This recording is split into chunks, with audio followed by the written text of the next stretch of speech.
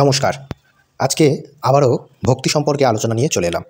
কিছুদিন পর আমরা আবার ভিডিও শুরু করছি আমাদের চ্যানেলে। এবার আমাদের চ্যানেলে ভিডিও আসবে।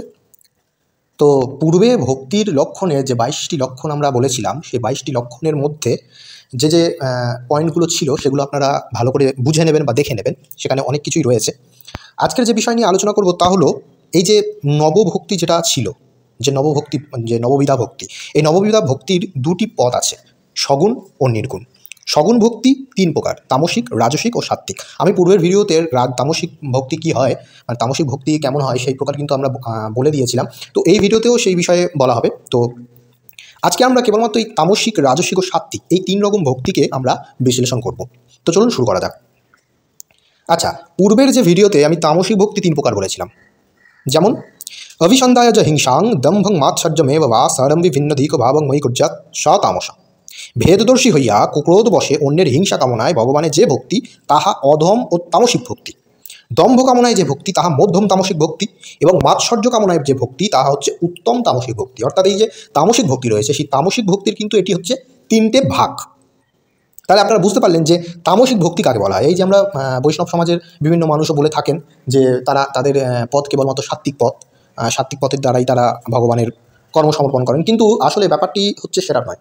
ব্যাপারটি হচ্ছে প্রত্যেক মানুষের মধ্যে এই 3টি ভাব যতক্ষণ সে পৃথিবীর মধ্যে আছে, আপনারা একবার ঠান্ডা মাথায় বিচার করে দেখবেন, যতক্ষণ সে পৃথিবীর মধ্যে রয়েছে এবং ভগবানের ভক্তি করছে, এক সময় সে ভগবানের ভক্তি করতো। আপনারা দেখবেন এক সময় একটি মানুষ ভগবানের ভক্তি করতো, কিন্তু প্রায় ৩-৪ বছর পর হয়তো বা কয়েক মাস পর হয়তো তার মনটা কিন্তু বদলে যেতে পারে। তার মন কেমন হয়ে যেতে পারে, যে সাত্ত্বিক ভাবটি তার মধ্যে আজ প্রায় ১ মাস আগে ছিল, সেই সাত্ত্বিক ভাবটি ১ মাস পরে এসে পাল্টে গিয়ে অন্যরকম হয়ে যেতে পারে। এটা হতে পারে, এটা মানুষের একটি স্বাভাবিক অবস্থা, মানুষের জীবনের পরিবর্তন হতে পারে। এখন সঠিক গুরুর সান্নিধ্যে থেকে এগুলোকে অনুশীলন করলে কি হয় না, এইগুলোকে যখন অনুশীলন করা হয় তখন কিন্তু মানুষ এর সত্যতাকে বুঝতে পারে। এই জন্যই আমাদের সঠিক গুরুর সান্নিধ্য করতে হয়। তবে তামসিক যে ভক্তি হয় না এমনটা কিন্তু শাস্ত্র বলছে না। শাস্ত্র বলছে তামসিক ভক্তিও কিন্তু একটি পর্যায়ের ভক্তি। কেমন না, 1 মাস আগে যে সাত্ত্বিক ভাব নিয়ে ভক্তি করতো, সেই মনোভাবটি যখন পরিবর্তন হচ্ছে 1 মাস পরে, তখন সেটা কিন্তু তামসিক ভক্তিতে পরিণত হয়ে যাচ্ছে। এই হলো তামসিক ভক্তি। এবার চলে আসি রাজসিক ভক্তি কাকে বলে। রাজসিক ভক্তিও কিন্তু 3 প্রকার। কেমন? বিষয়ান ভিসন্ধায় যশ ঐশ্বর্যমেব বা অর্চার্থবর্চয়েত চো মাক পৃথগ ভাবসা রাজসা। এর অর্থ হচ্ছে ভেদদর্শী হইয়া বিষয় কামনায় যে ভক্তি। ভালো করে বুঝুন। এর আগেরটা ছিল ভেদদর্শী হইয়া ক্রোধ বশে অন্যের হিংসা কামনায় ভগবানের যে ভক্তি, আর এইটা হচ্ছে বিষয় কামনায় যে ভক্তি, তা হচ্ছে অধম রাজসিক ভক্তি। যশ কামনায় যে ভক্তি তা হচ্ছে মধ্যম, এবং ঐশ্বর্য কামনায় যে ভক্তি তা হচ্ছে উত্তম। এই হচ্ছে রাজসিক ভক্তির 3টি প্রকার। মানে আপনারা দেখবেন কোনো জিনিসের জন্য, কিছু কামনার জন্য আমরা কিন্তু ভগবানের ভক্তি করে থাকি। এটা কিন্তু ভুল নয় যে আমরা কিছু পাওয়ার জন্য ভগবানকে যে সাহায্য চাইছি, এটা কিন্তু ভুল নয়। এটাও কিন্তু এক প্রকার ভক্তিরই পথ।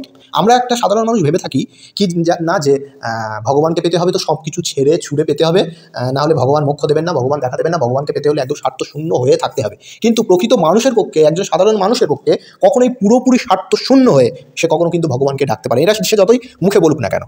আমরা দেখবেন গীতার কিছু কিছু বাণী মুখে বলি, কিন্তু সেগুলো কর্মে করতে পারি না, কারণ আমাদের মনুষ্য ধর্মের পরিস্থিতি সবার এক হয় না। সেই জন্যই আমরা কিন্তু বিষয় কামনার জন্য ভগবানের ভক্তি করতে পারি, কারোর ওপর রেগে গেছি সেই রেগে গিয়েও ভগবানের ওপর ভক্তি করতে পারি, কিন্তু আলটিমেট বিষয়টা কিন্তু ভক্তি হচ্ছে। কিন্তু সেই ভক্তিটা আমরা কিভাবে করছি সেটাই হচ্ছে শাস্ত্রের কথা। তামসিক ভক্তি যেমন শাস্ত্রে বিহিত রয়েছে, সেরকম কিন্তু এই রাজসিক ভক্তি, বিষয় কামনার ভক্তিও কিন্তু শাস্ত্রে বিহিত রয়েছে। এবার আপনারা বলতে পারেন যে এই সমস্ত করে কি ভগবানকে পাওয়া যায়? এখন দেখুন, রামায়ণের রাবণ কি? রাবণ তো অসুর, সে দাম্ভিক, এমনকি সে ধর্ষিতাকারীও। এই ধর্ষিতাকারী রাবণও কিন্তু সঠিক ভক্তির দ্বারা কিন্তু শিবকে তুষ্ট করেছে। তাহলে তার যদি সেই সঠিক ভক্তিটি না থাকতো, তাহলে শিব তার ভক্তিতে তুষ্ট হবেন কি করে? নিশ্চয়ই তিনি এই রাজসিক ভক্তি করেছিলেন, সেই জন্যই কিন্তু তিনি ভগবানকে পেয়েছেন।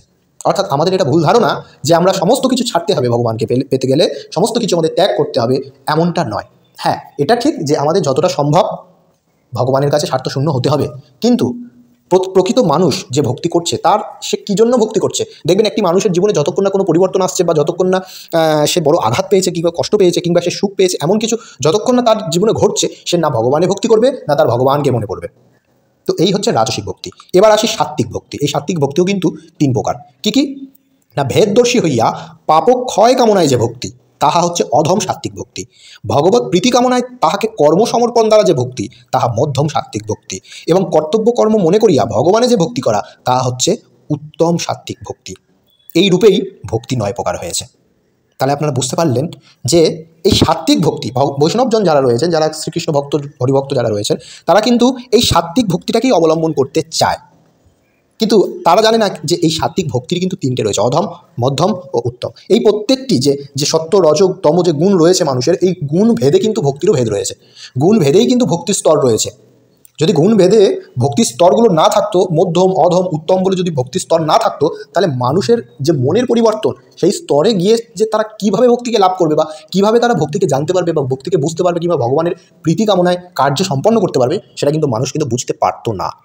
সেই জন্যই শাস্ত্রে ভক্তির এত প্রকারের ভাগ। আশা করি আপনারা বুঝতে পেরেছেন যে এই সগুণ ভক্তির 3টি ভাগ কতটা কোন কোন স্তরে নিয়ে যেতে পারে মানুষকে।